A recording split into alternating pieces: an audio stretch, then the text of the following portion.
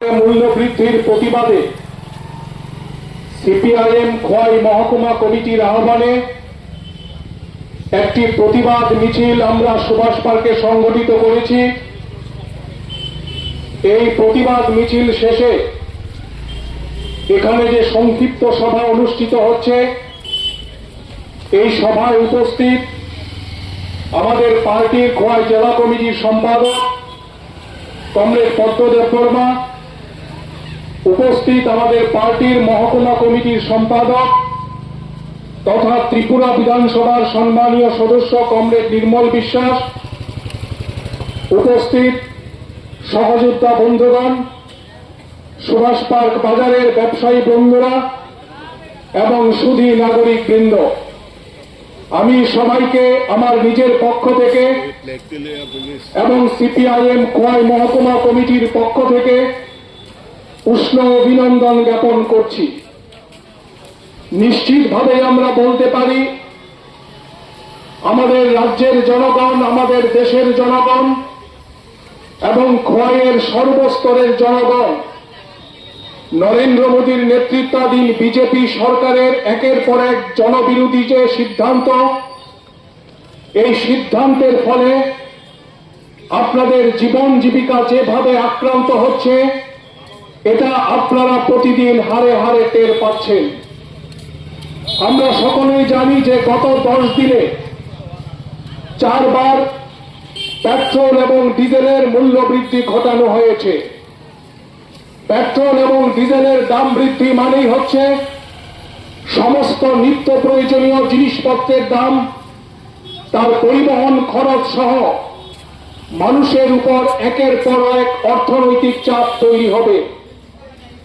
আমরা জানি যে আজ থেকে কয়েকদিন আগে আমাদের দেশের 5টি রাজ্যের বিধানসভার নির্বাচন অনুষ্ঠিত হয়েছে। এই বিধানসভার নির্বাচনে বিশেষ করে পশ্চিম বাংলায় বিজেপি জয়যুক্ত হওয়ার পর বিজেপি দলের কর্মী সমর্থকরা তারা আনন্দিত, উচ্ছ্বসিত, উল্লাস প্রকাশ করছে।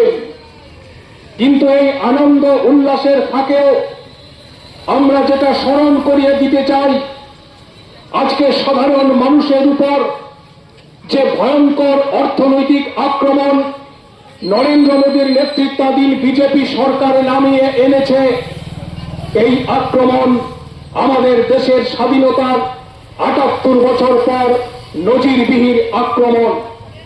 শুধুমাত্র পেট্রোল ডিজেলের মূল্য বৃদ্ধি না, শুধুমাত্র রান্নার গ্যাস কিংবা সিএনজির দাম বৃদ্ধি না, আমরা দেখতে পাচ্ছি এই সময়ে সমস্ত নিত্য প্রয়োজনীয় জিনিসপত্রের দাম, সেটা চাল হতে পারে, ডাল হতে পারে, সরিষার তেল হতে পারে, সমস্ত নিত্য প্রয়োজনীয় জিনিসপত্রের দাম সাধারণ মানুষের নাগালের বাইরে চলে গেছে।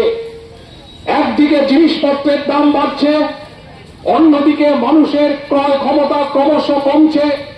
বেকারত্ব ভারতবর্ষের মধ্যে আকাশ ছুঁয়েছে। স্বাধীনতার পর ভয়ঙ্কর বেকারত্বের মুখোমুখি এই মুহূর্তে আমাদের দেশ ভারতবর্ষ দাঁড়িয়ে আছে। অথচ আমরা কি শুনেছিলাম? আমরা শুনেছিলাম 5 রাজ্যের বিধানসভা নির্বাচনে যখন প্রচার প্রস্তুতি চলছে, তখন কখনো প্রধানমন্ত্রী, কখনো অমিত শাহ কিংবা বিজেপির তাবড় তাবড় নেতারা গোটা ভারতবর্ষের মানুষকে আশ্বস্ত করেছিলেন যে ভয়ের কিছু নেই, আমাদের দেশের অর্থনীতি একটি মজবুত অবস্থায় আছে, আমাদের ভারতবর্ষে পেট্রোল ডিজেল রান্নার গ্যাসের কোনো সংকট নেই, আমাদের দেশ ভারতবর্ষ সমস্ত ধরনের পরিস্থিতিকে মোকাবেলা করবার মতো একটা অবস্থায় দাঁড়িয়ে আছে। বিধানসভা নির্বাচন, এই নির্বাচনের বৈতরণী পার হওয়ার পর আমরা দেখলাম গত কয়েকদিন আগে ভারতবর্ষের প্রধানমন্ত্রী হায়দ্রাবাদে বক্তব্য রাখতে গিয়ে বলছেন, আমাদের ভারতবর্ষের অর্থনীতি গভীর সংকটের মুখে দাঁড়িয়ে আছে, সুতরাং ভারতবর্ষের মানুষকে উপদেশ দিলেন যে দেশের মানুষকে কি কি করতে হবে আর কি কি করা যাবে না। ভারতবর্ষের প্রধানমন্ত্রী হায়দ্রাবাদের সভা থেকে বলছেন সোনা ক্রয় করা যাবে না। ভারতবর্ষের প্রধানমন্ত্রী বলছেন বিদেশ ভ্রমণ করা যাবে না। ভারতবর্ষের প্রধানমন্ত্রী বলছেন যে প্রয়োজনে কম খেতে হবে, তেল কম ব্যবহার করতে হবে। সব মিলিয়ে আমাদের ভারতবর্ষের মানুষের সামনে যে গভীর কালো দিন ক্রমশ ঘনিয়ে আসছে, এটা দেশের প্রধানমন্ত্রীর মুখ থেকে আমরা স্পষ্ট হতে পেরেছি। কিন্তু আমরা কি দেখলাম? দেশের মানুষকে মিতব্যয়ী হওয়ার পরামর্শ দেওয়ার 3 দিনের মাথায় আমাদের ভারতবর্ষের প্রধানমন্ত্রী 5টি দেশ সফরে গেলেন, বিদেশ সফরে গেলেন। হ্যাঁ, কোন দেশের প্রধানমন্ত্রী বিদেশ সফর করতে পারেন, এটা আমাদের আপত্তির কিছু নেই। কারণ একটি দেশের প্রধানমন্ত্রী অন্য দেশের সাথে কূটনৈতিক সম্পর্ক স্থাপন করবেন, এটাই স্বাভাবিক ঘটনা।